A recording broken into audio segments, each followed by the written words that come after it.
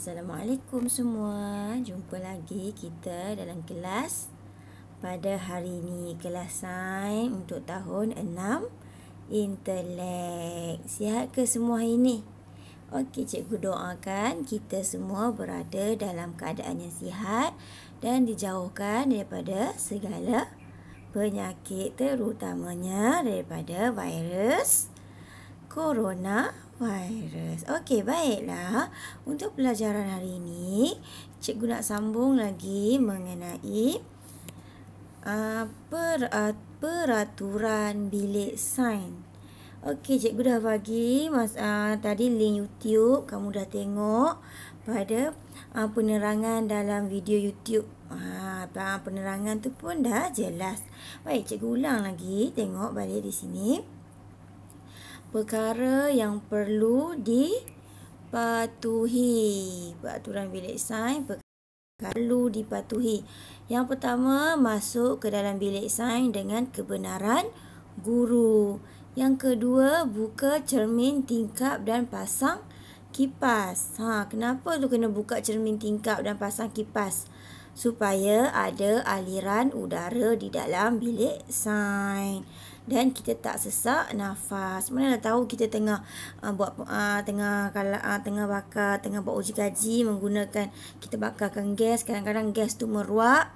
Itulah pentingnya untuk kita buka cermin dan tingkap supaya ada pengaliran udara yang baik. Seterusnya kita peraturan yang kedua, yang seterusnya jalankan aktiviti mengikut arahan guru. Nyalakan penunuh bansen dengan cara yang betul supaya tak berlaku kebakaran. Ikat rambut dengan rapi ketika mengendalikan eksperimen. Tapi kita semua perempuan pakai tudung kan. Jadi perlu juga, takut kadang-kadang rambut kita tu yang kena api, boleh menyebabkan kecederaan. Bahan buangan cecair hendaklah dibuang ke dalam sinki dengan paip yang mengalir. Kalau kita nak buang bahan, kita kena pastikan paip tu mengalir supaya bahan tu terus masuk ke dalam paip bawah sinki. Dia tak tertinggal di dalam mangkuk sinki. Kita khawatiri bahan tu berbahaya. Okey, seterusnya padamkan bahan yang terbakar atau berbara sebelum membuangnya ke dalam bako sampah. Ya, padamkan dulu. Kalau ada bara pun padamkan dulu. Jangan tinggal sebarang kesan api pada bahan yang kita nak buang. Buang bahan buangan pepejal ke dalam bakul sampah. Bahan pepejal ke dalam bakul sampah. Buangan cecair ke dalam sinki. Itu dua perkara yang berbeza ya. Lapor segera kepada guru jika berlaku kemalangan atau kecederaan atau kerosakan. Ya, kalau berlaku kemalangan, kecederaan atau kerosakan, perkara yang pertama kena buat, bagi tahu cikgu dulu. Jangan ambil tindakan sendiri, jangan pandai-pandai. Dia nampak ataupun dia cedera, dia simpan tangan disorok dalam poket, padahal tangan dah berdarah. Pertama sekali bagi tahu cikgu. Kemudian gunakan peti pertolongan cemas dengan bantuan guru. Susun kerusi dengan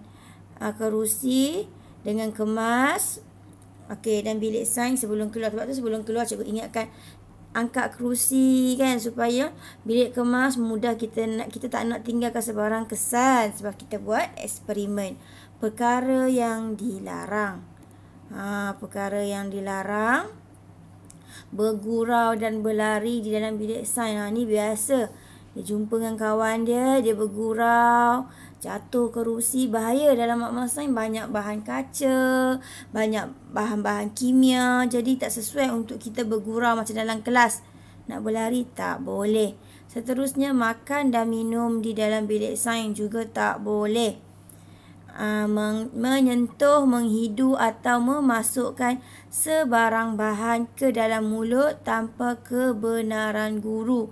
Ya, sangat tak boleh kita nak sentuh ke, kita nak hidu atau nak masukkan bahan. Nampak macam sedap je benda ni, nak rasa lah. Tak boleh. Melainkan arahan dari guru. Tunggu arahan. Last sekali, membawa keluar peralatan sains tanpa kebenaran guru pun tak boleh. Ni apa-apa pun kita masuk bilik apa pun, kita tak boleh ambil kan barang-barang tu. Jadi Itulah ada perkara yang perlu dipatuhi dan perkara yang dilarang ketika kita masuk ke dalam bilik sains. Baiklah, nanti pada muka surat 19 ni kamu salin di dalam buku nota sains. Salin semua ni di dalam buku nota sains. Okey, selesai salin, kita pergi pula kepada latihan di dalam buku aktiviti kamu. Okey, kita tengok. Mana muka surat 1 ni? Buat yang ni. Tengok dia dah ini mudah ni, kalau peraturan ni kamu boleh selesaikan sendiri. Tengok yang mana betul, yang mana salah. Kemudian ini kenal pasti kesalahan murid yang ditunjukkan dalam rajah. Ni dia bergurau ni, tadi kita bacakan perkara yang tak boleh dilakukan. Dia bergurau dalam makmal sains. Yang ni pula makan dalam makmal sains. Dua-dua buat kesalahan. Perkara yang dilarang.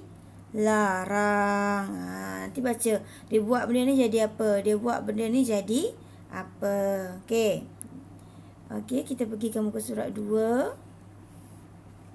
Cikgu nak tandakan sebagai 2 untuk kita nak mudah faham. Kamu cari dekat buku kamu muka surat apa. Okey, tengok. Rajah di bawah menunjukkan keadaan dalam bilik sains. Ni Mefan, ini Kumar. Kumar, janganlah buka tingkap. Mefan ni tak bagi Kumar buka tingkap. Dia orang baru nak masuk ni. Ni yang Nizam ni apa dah jadi dengan Nizam ni?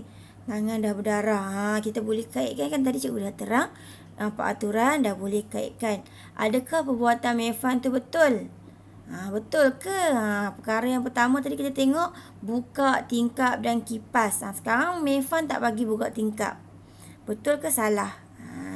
Okey, berikan alasan kenapa Kumar nak buka tingkap. Kenapa perlu buka tingkap? Bagi alasan, cikgu dah cakap tadi masa penerangan. Apakah tindakan Nizam ni kena buat apa sekiranya berlaku kecederaan?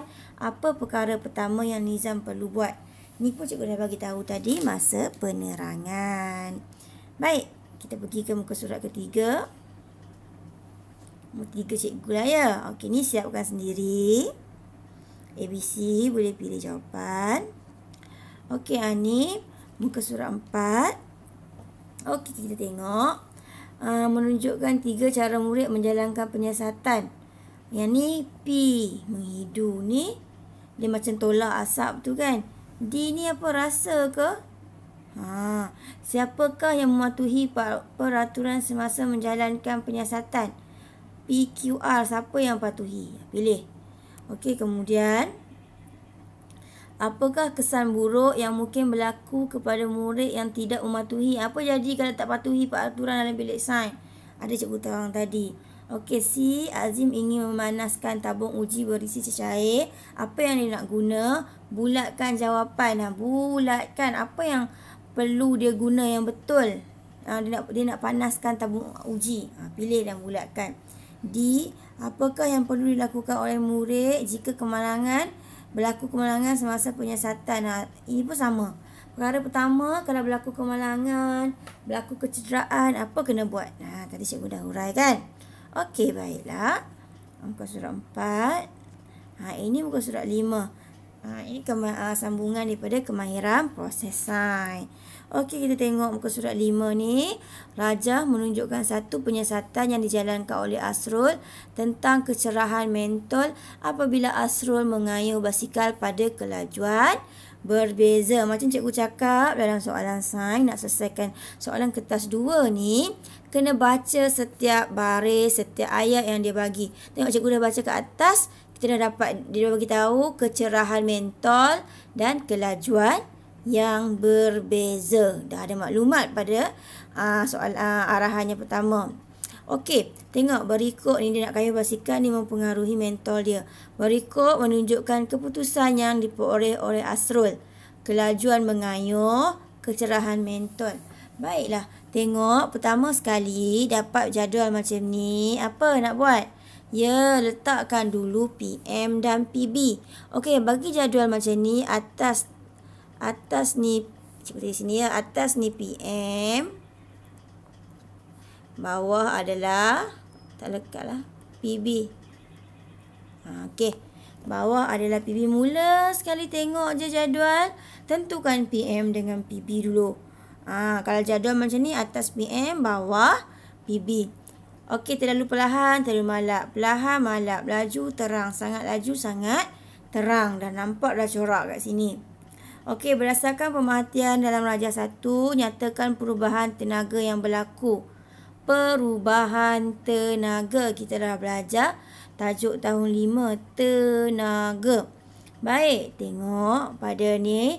Dia nak mengayuh basikal, kita ada 2 tenaga. Tenaga kimia, 1 tenaga kinetik setelah basikal bergerak. Tapi dalam kes Asrul ni, dia ada mentol. Bila ada mentol menyala, ini tenaga cahaya. Kemudian apa jadi kat mentol tu? Last sekali tenaga apa? Ya, pandai. Tenaga cahaya tambah tenaga haba.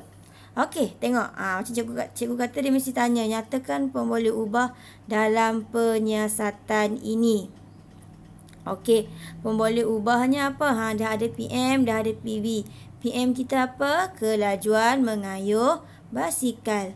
Pemboleh ubah bergerak balas kita apa? Kecerahan mentol. Senang-senang je dapat 2 markah. Sebab tu penting untuk kita labelkan PM dan PB dengan betul. Okey. Seterusnya, apakah corak? Okey, corak kita ada bertambah dan berkurang. Sekarang, apa corak mentol ni? Kecerahan mentol. Malap, malap. Terlalu malap, malap. Terang, sangat terang. Apa? Ya. Tentukan sendiri. Bertambah ke berkurang? Okey. Beri alasan kenapa kamu cakap corak macam ni. Kalau kamu cakap berkurang, kenapa kamu cakap berkurang? Kamu huraikan balik daripada malap, terlalu malap ni. Boleh? Okey. Itu yang kelima. Jadi hari ni kamu buat 5 tu lah. Boleh? Buat 5 tu. Tadi mula-mula salin. Salin ni dalam buku nota sains. Dah siap salin. Kemudian buat nombor 1, buat nombor 2, buat nombor 3, buat nombor 4, buat nombor 5. Baik, nanti dah siap semua. Boleh snap gambar dan hantar pada cikgu. Okey, minggu lepas cikgu tengok ada peningkatan penyertaan dan cikgu pun dah semak murid-murid yang menghantar dan dah kenal pasti siapa yang boleh hantar, dah selesaikan separuh. Nanti cikgu nak jejaki lagi mana yang tak ada. Haras, Haziq Adli. Siapa lagi? Zufar. Tu cikgu nak jejaki lah tu. Tak dapat